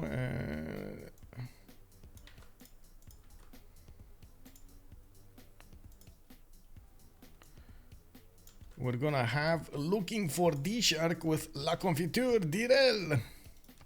Haha! I'm actually curious if Phoenicia is gonna try to keep on attacking into the city of Cordoba, and of course trying to take it down every turn here. He's gonna get a few promotion points looking at this, and if Phyrsos is gonna try to get the walls, he could use that builder to try to chop the walls in Cordoba, and that would definitely be a takeover. I'm a bit worried about the lack of boats from Spain. He could have definitely used a lot more boats here. At least 5 more galleys would have need to be built. And from what I can see, unfortunately, because he did discover cartography relatively early, he was forced to buy Damori without pre-builds. He is now gonna get to build new ones. He is gonna go for his quadrims right now, and he is probably gonna try to go to Merchant Republic. Merchant Republic is gonna open up press gangs for him, which is gonna allow him to get the production going. And I'm pretty sure it's extremely important for him to go for Golden Age here. Getting that pen brush and voice is gonna be crucial. The thing is, I do notice Phoenicia did manage to get more than decent science going. 53 science, 38 culture. Every little bit of points helped here. You see, even the +4 commercial did pay off in time, but he's gonna need to do something about the next era. He can't really hard build any more units. And I'm certain he is going to try to use the units that he built at the moment to do something here. You see Spain is starting to put his defenses going here. And I do believe he's going to get... Oh, he doesn't have that much gold anymore. At least they are making at least a quadrim upgrade per turn. And, okay, Caravel Fleet. We got his Legacy. He's going to get another one. Another Caravel here. Barcelona just got pillaged. Phoenicia just pillaged the lighthouse. He's gonna get to pillage the harbor. That's double pillage of gold. Very important though. You see how much gold actually Damori is making without actually making it himself. He's on 46 gold per turn, but he did manage to upgrade everything, even with Titiits actually not generating that much for him. We do have England actually managing to get, oh my god, crouching level 3 crouching tiger, boys and girls. We got a 62 strength crouching tiger from afar, defending the city of Xi'an. That has, let's see, emplacement, arrow storm, and volley. Oh my god, oh my god. He's going for the double shot. If he's gonna go for a tiger double shot, this is gonna be amazing.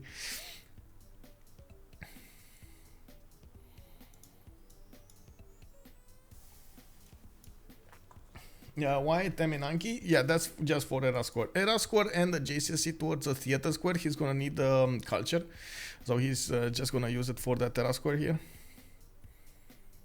It's +2 because it gets the I don't think he has any benefits. Oh, one science and one production for this march tile. That's it. That's the only thing that he gained, except the ones that I pointed out earlier. Why no boats from Spain? That is a very good question. Also, busy summoning Melina. Hello there, sir, and welcome. Good evening. This is island plates, by the way. You see it over here, right below my camera. Good evening, sir. Cow Marks. Hey, bom dia, senora. Bookstore GG, that's a well-used admiral indeed. I'm sorry, I didn't catch up with the chat for a little while here, and I'm catching up now. It did take me a while to register the messages that I was getting on Discord and so on. So, I did need to quickly adapt to something. Thank you so much for understanding. Thanks. Okay.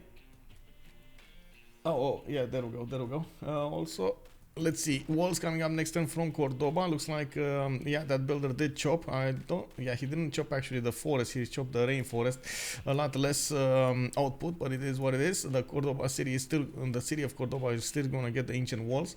We do have another settler coming up from Toledo, and I do believe he's probably gonna try to get one of those islands to the northwest. Phoenicia is gonna try to get back Barcelona, so it's gonna be a bit harder, but he's still gonna get it. And you do see more and more caravels joining the fight here. I believe at this point Spain is gonna get his defenses going. It's gonna be quite hard for Phoenicia to push through. Even with Rahendra Kola, it's gonna be very hard. And the only way out of this for Phyrsos is, of course, to get I would say frigates, and at the same time get Merchant Republic. If he doesn't manage to get Merchant Republic in time, that is gonna be a very sad story indeed. That the press gang card is gonna be what saves him. I'm not so convinced as he is that quadrims turning into frigates is gonna save him in this scenario. Yes, he's gonna have quite a few of them, but I think he needs his fleets more, and caravel fleets as well, not frigate fleets. He's at the moment gonna try to pre-build as many quadrims as possible. He's gonna be quite fast on military engineering. He needs this one, so he discovers the niter, and he does have a niter mine in the capital that he could improve. Does he have another one? No, it's just one niter mine. We do have Chengdu coming up with defense with multiple horses. I do see, oh my god, that Crouching Tiger is starting to come to the south and defend this. England does have an issue. He has multiple crossbows that could attack, but as you can see over here, is choosing to wait a little bit and think about his choices.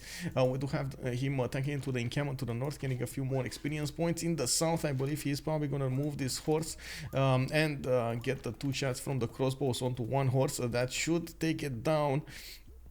And that should be the way he's gonna take out his opponent here, China.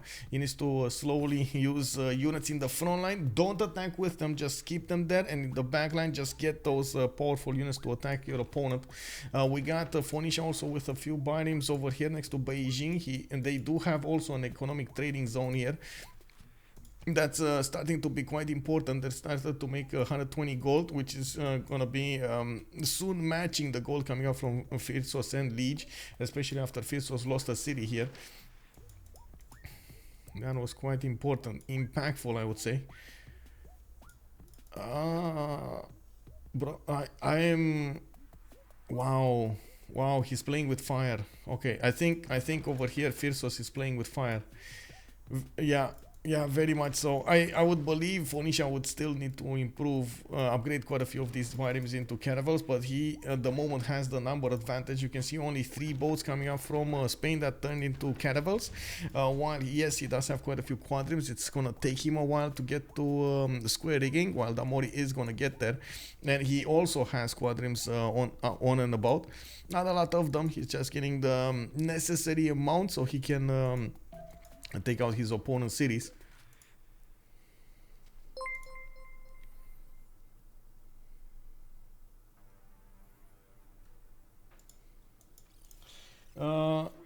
A Mine 50, thank you so much for the follow, sir, and welcome.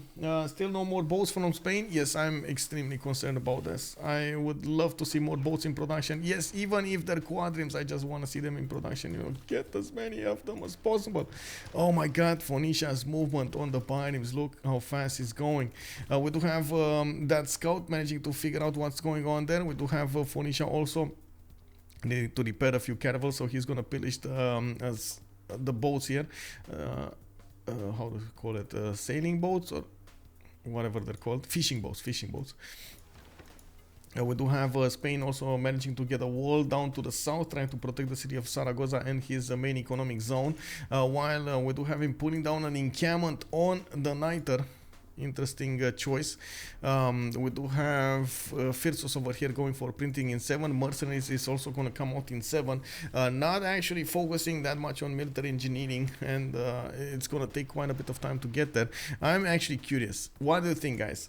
Phyrsos is going to go pen, brush, and voice next turn, or in 3 turns in the next era, or he's going to go for free ink. That's going to be so impactful whichever way he goes. Like, it's gonna turn the game up and down.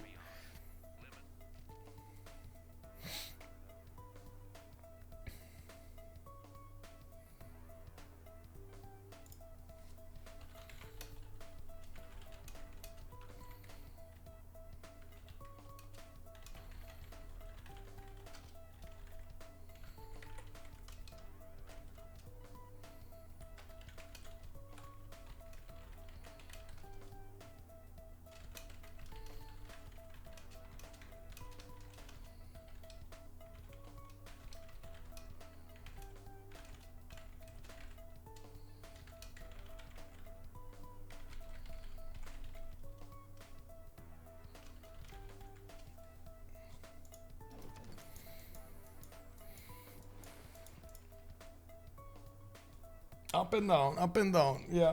Parking J, good evening, sir, and welcome. How are you doing, man? How are you doing? Phyrsos over here. Is he gonna try to put another city on the island? Is he that bold that he's not gonna care? Phoenicia has already quite a few caravels there. Oh my God, he's not gonna care, does he? Is he? I do see Cordoba is getting his health back. Phoenicia can keep on pounding on that city center, but he's not. While Phyrsos is gonna try to get more cities to the northwest. Looking at the tech side here, we're having mercenaries coming up in 3 from Lege, while mercenaries is probably gonna finish in Phyrsos' land in 6 as well. We do have printing coming up in 3 from Lege, and then Phyrsos again in 6. Lege is boosting this bottom 3. He did manage to get a position on the city of Chengdu, and we do need to see how is he gonna try to take over that city. Can't really do so with very low HP horses. Of course, you do see in the north he's trying to pressure Xi'an as well, and I do notice both of them are actually, I would say, a stalemate here. They would need a lot more units to pressure through their opponents' cities and actually take them over. It's gonna take a while. While of course mercenaries is gonna be extremely important coming up from Spain. The biggest thing is, again, Spain doesn't have a lot of units to work with, and even if he does manage to get mercenaries, you have to remember, if you want to fleet up a unit, you actually need to get 2 units into one bigger one. You know, they mix. That's a problem, because it doesn't have a lot of units to mix. Like, it would be amazing coming up for Phoenicia, for example, but not so amazing coming up on less unit Spain.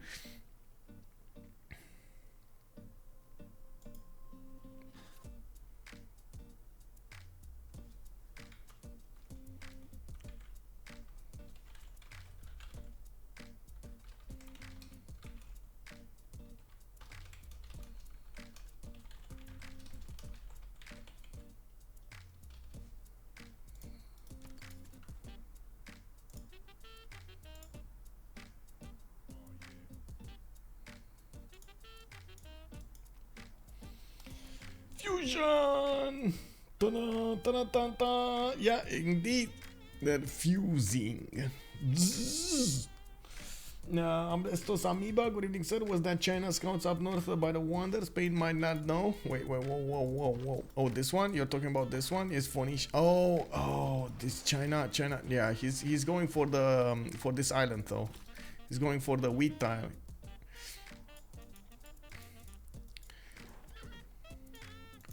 Oh man, China got his level 3 Crouching Tiger in the city, and now this is gonna make quite a bit of a splash of the English crossbows.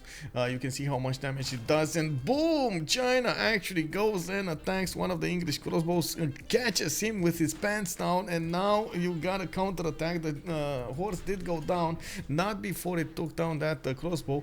Of course, we do need to see what's gonna happen next and how many of these units are gonna come out to play. The city of Chengdu would definitely need a few more improvements here, and he would definitely need quite a few more units. he does only have one horse remaining on the defense of Chengdu, which is not even in his tile. Can you please move this one in your tile, please? Can you please move it in the encampment, please, Titiits? Like, you know, it's not gonna get healed, bro. Very bad heals. Tundra, very bad heals. Not even in your empire, Tundra, you know? Anyway, it is what it is.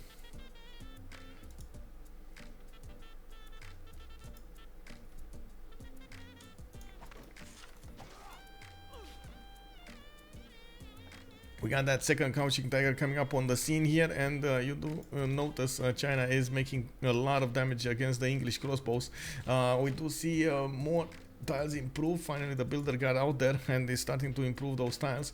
Now we do have the Great General to the south, and it looks like to the north England cannot push that easily. He's trying to get a few crossbows, but I think that's again a stalemate. We do need to see how Phoenicia is going to try to push this through. We do have a lot of quadrants on the defense from Spain. Not enough more of those caravels. Would be caravels, and of course the gold is still on Lege and Phyrsos. So we do have Phoenicia taking back the city of Barcelona, and this time I'm still quite curious if he's gonna want to keep it or raise it. Would definitely need to take it over quite a few more times if he wants to keep it, but I'm pretty sure with the caravels he has over here, he can go and attack Spain through the north. Phyrsos is quite a bit of way from upgrading into those frigates, and of course we do notice he did get his mercenaries going. That means he can core up his units. Very important to core up those units. He's gonna get a lot of strength going, and of course with that strength against his opponent, he's gonna manage to whoa FF. What is FF? No. Whoa FF. What's going on? Did something happen over here, or is FF as in fail? Oh my god, Dido got grief. Yeah, he raised the city. Raised the city, and the cannibal got. Oh, I see. I mean, it is what it is, bro. It is what it is. Okay, let's see, what do we have here? I think I'm gonna need to go B here. Let's go for, what kind of city states did we have in the game? Oh, I didn't even talk about these. Let's go for military city states. Military city states. Let's go for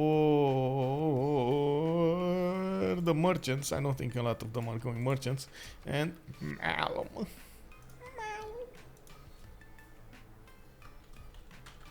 Hey yo.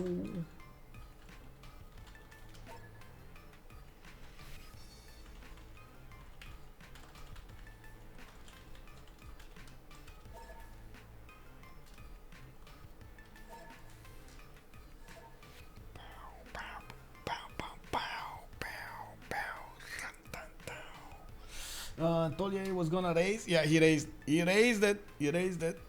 Okay, we go B into military, merchant, and mal, and of course we do need to see when those frigates will get upgraded from Phoenicia. It looks like much faster than Phyrsos is gonna get his frigates. I do have to point out there's no niter between them, and of course if Phoenicia does manage to start to pressure a lot more here, he might actually take over Murcia and a few more cities from Spain. Could even take over Cordoba with those frigates. The caravel in the lake is probably gonna be the FF. It was the FF, right? The reason he actually went for the FF.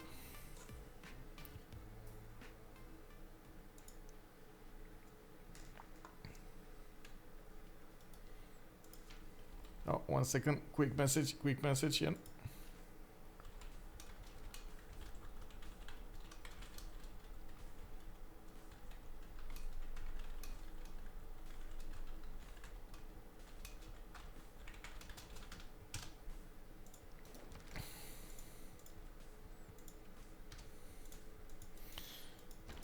Okay, Zenki as an admiral. Oh, that's another thing actually. What's happening with the admirals? 0 admirals. They blocked the admirals, guys. We got trade city-states do not provide their unique suzerain bonus. Okay, sure, Zanzi.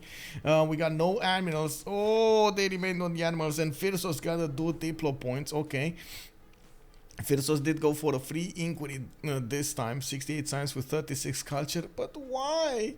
Oh, no. Oh, I feel disturbance in the force, guys. I mean, I understand short squaring. Like, what are you gonna do with squaring without any niter, bro? And on the other side, can you imagine how many boats he could have actually built with the Merchant Republic? He's going for Divine Right instead. No, no. Oh man. Anyway, Phoenicia is just a few moments away from taking over the northern fleet over here, taking it mano a mano, and he does have an admiral on that side, while Murcia doesn't have an admiral on that side. We do have Spain actually trying to move into the south with his caravel fleets. He is not dealing enough damage to take over the boats here entirely, and you do see he is, yes, he is gonna need to, I would say, he's gonna need a lot more boats here. He's gonna need frigates.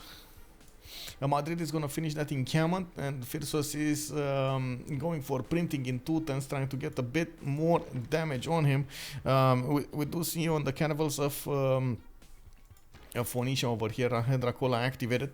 He did have a second admiral, but now, well, it is what it is. He's not going to get it. I do see him actually retreating a little bit his defensive line. He's allowing Spain to move forward. Maybe he's... no, I think he's concerned. He doesn't have all of his units here. And the Vatican City still did not buy a tile out. Oh. We got an attack.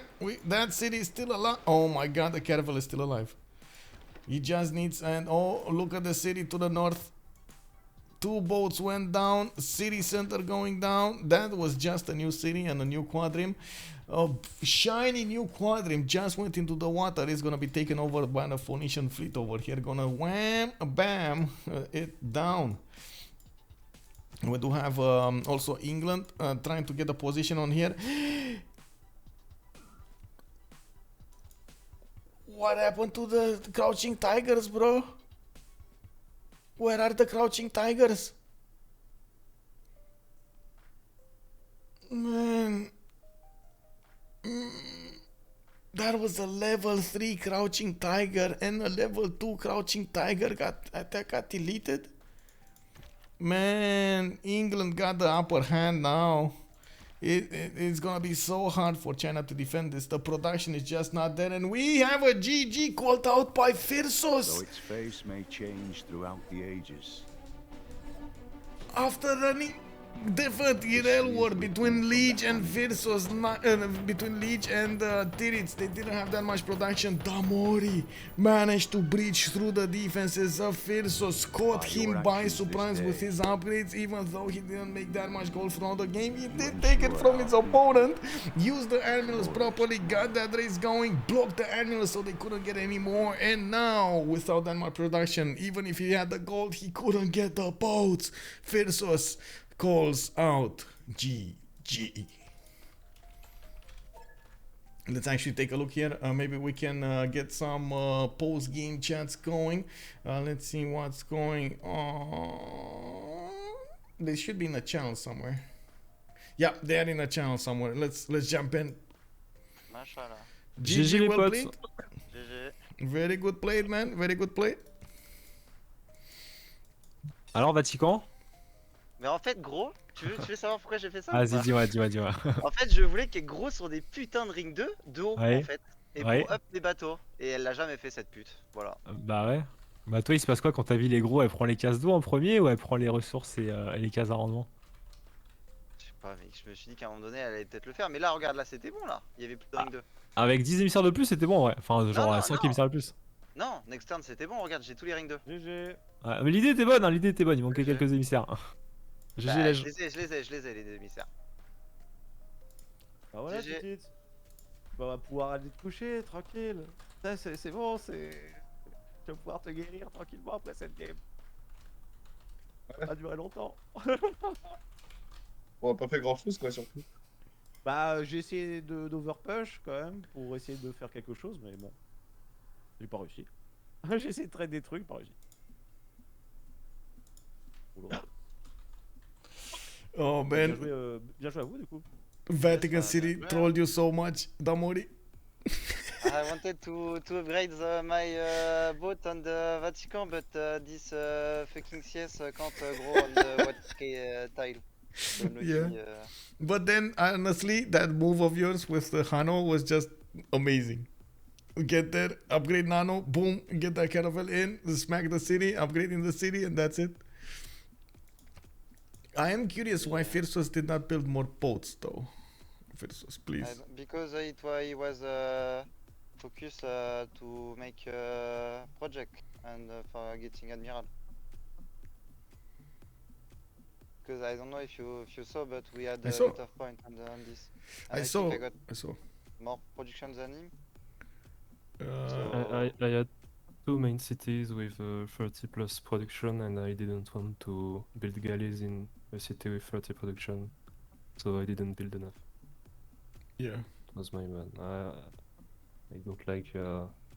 I wanted to have a few cities with 16 and start making boats at this time, but I didn't expect it to come this fast. Yeah, to be fair, Okay. we didn't expect it either, yeah. Yeah, it was nice play. We I thought gotta I had hear like from Lege. 5 more turns. I didn't even see you at caravels. I forgot to just watch. I think you had see it when I slammed your warrior on the ocean. Or I mean the ocean. Where? When? When you didn't see come, it. you come to me with, and after that I just. J'ai pas vu je- gros. Bon. Ok. Je suis éclaté. Pas grave, moi, si tu vas pouvoir aller te coucher et faire plus de games dans le loser bracket, c'est bien. T'as une histoire à raconter maintenant. Comment ça? Bah, c'est mieux tu sais, de faire une petite run dans le loser, tu sais, t'as eu des péripéties, tout ça. Non, mais c'est bon, moi, l'histoire du winner bracket, ça m'allait. Hein.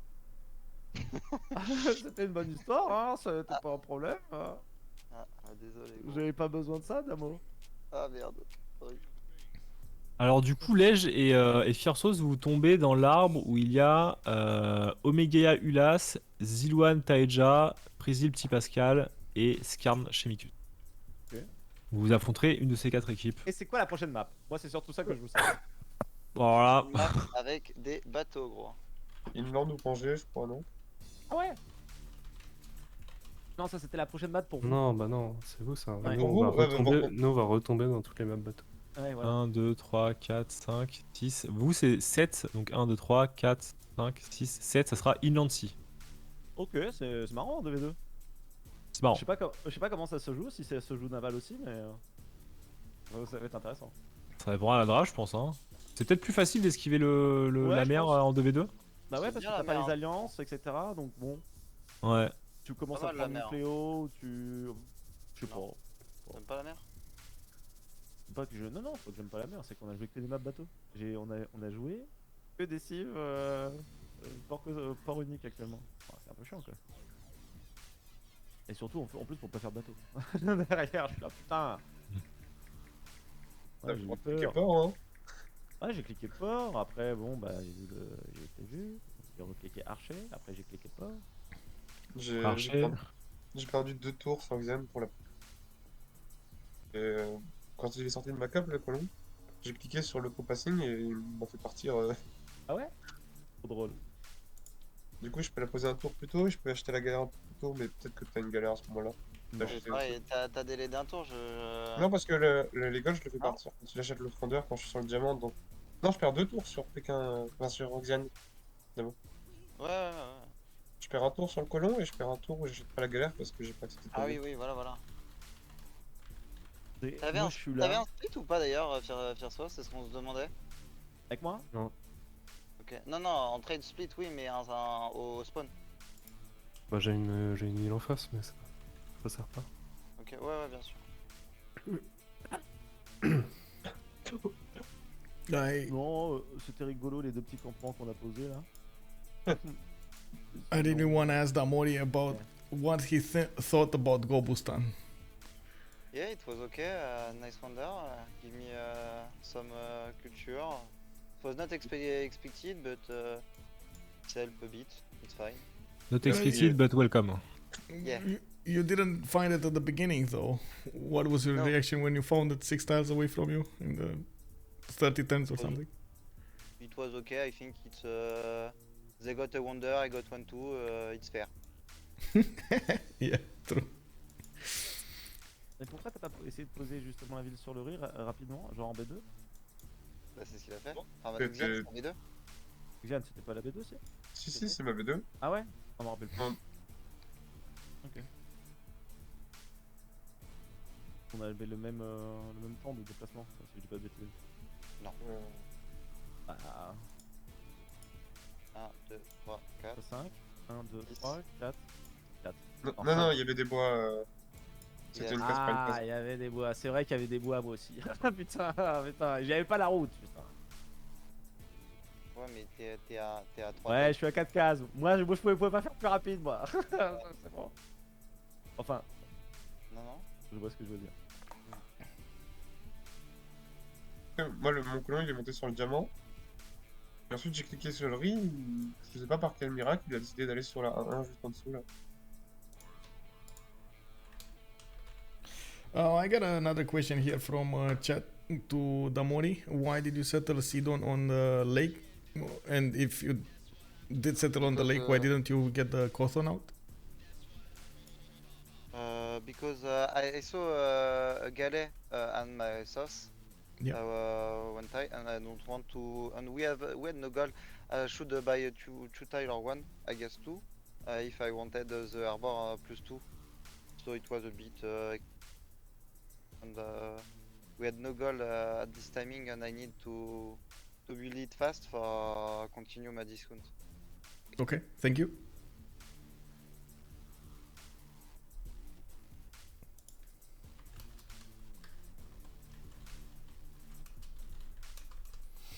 Thank you so much for an amazing game. Thank you so much for allowing us to stream this. Do you know your opponents now? Or no. It might be Jack and Falcon or Azagi and Tilibe. Okay. Oh, So that sounds like it's not, amazing. Yes. Well, have a good evening, and again, thank you so much for allowing us to be here. Yes. Bye bye. Bye bye. Bonne nuit. Bonne nuit. Okay, so there we have it, guys and girls. We did see the players over here talk a little bit about in the post-game chat what happened. Phyrsos did tell us that he had this was kind of a paradox, right? He had too much production in his cities, and he didn't want to waste that production into one turning galleys. He wanted to get new cities so he can one turn galleys from there, and because of that, his whole timing was a bit off. He delayed his pre-builds, and that was exactly enough time for Damori to push through his advantage with his pre-built Biomes, upgraded into caravels with Hano the Navigator, took a city from Spain, and then kept on upgrading in his opponent's city centers. As you can see over here, we did have quite a bit of a fleet over here coming up from Damori. He was starting to take cities in the north, starting to keep as much as possible the defense in the south here, and was putting more pressure on his opponents with upcoming frigates. There was not enough science from Spain, couldn't breach through his opponents. Lege was in a 1-1 war with Titiits. They basically railed each other here, but you do see Kublai did manage to get to 53 science and 43 culture. That was much more than Lege was able to. Especially after he did manage to get his golden age, he did manage to power through. The problem was the production, and I'm pretty sure we would have seen them keep on fighting until well, 1-1. It would have taken quite a few more turns, tens of turns. Thank you so much, everybody, by the way, for the follows, for the subs. I do hope you appreciate, you really liked the content, at the same time you enjoyed it. I do hope we're also going to see each other in the next streams. Tomorrow I'm gonna try to catch a game from the CivFR squadrons. It's going to be a 4v4 between La Confiture Direl, which we did see before, going against Searching for D-Shark. We also saw them in the week 2 or week 3 of the tournament, and waiting to see what's gonna happen here. They are, I believe, the only match that got how to say, oh my god, scheduled on Tuesday, 18:30 in GMT. This is Paris time, by the way. I always transform it in GMT because it's just much easier to coordinate with everybody. And of course, we're gonna see what the boys will do tomorrow. In the meantime, I'm gonna try to get the messages going. I'm gonna also update my Discord server, so you can take a look at the schedules there. And I do hope we're gonna see each other tomorrow. In the meantime, have a lot of fun with some Civilization 6 gaming. If you are coming up from YouTube, throw this video a thumbs up if you enjoyed it. I understand if you didn't, throw it a thumbs down. I totally get it. I do try to improve myself as much as possible, and I do hope you understand. Every little bit of feedback is very helpful to me. We can see each other live on stream on twitch.tv/OnSpotTV, or we can see each other on Discord, wherever you want. You can hit me up with a message, and I'm definitely gonna hear you and try to adapt as much as possible. Chambros, thank you so much for the follow, and I do hope we're gonna see each other next time. In the meantime, I'm gonna try to find somebody to raid. We're gonna take a few minutes here, but definitely we're gonna get there. Have a good evening, everybody. Bye bye.